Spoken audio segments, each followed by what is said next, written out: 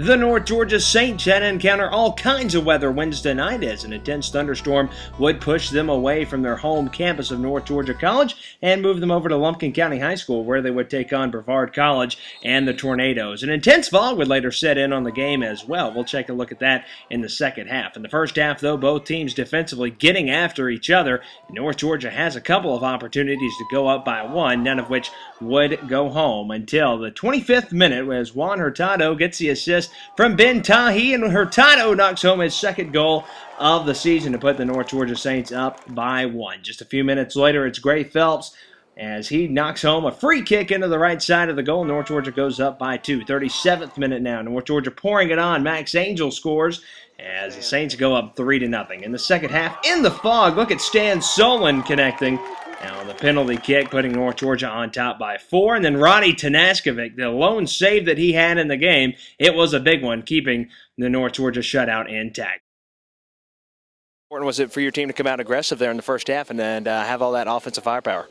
Very important. As you know, we lost to Flagler and Tampa down in Florida. Two tough losses, but that's the first time we ever lost back-to-back.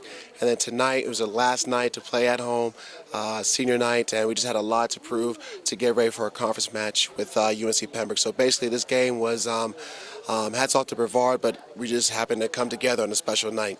Roddy Tanaskovic back in the goal here tonight. Didn't get a lot of action, but how important was it for him to get back into rhythm before heading in towards the postseason? Mentally, it's a positive for him just to see that he can do it again. And once again, the back four was united again with having all the back four players playing.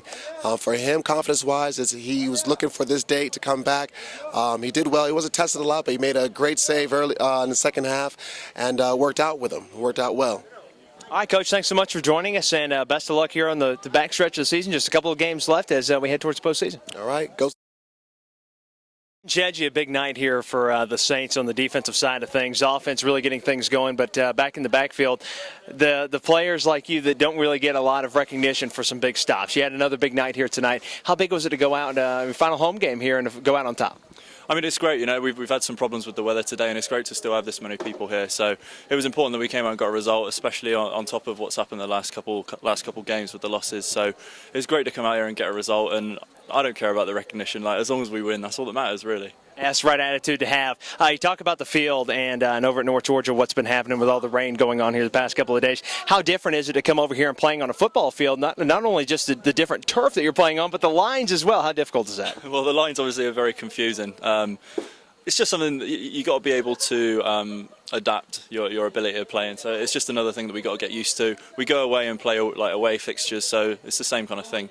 Ben, how big is it to bounce back and get this win here tonight before heading into the final game of the season? Absolutely massive. We'll be going in on Saturday with a lot of confidence. All right, Ben, thanks so much for joining us, and best of luck Saturday.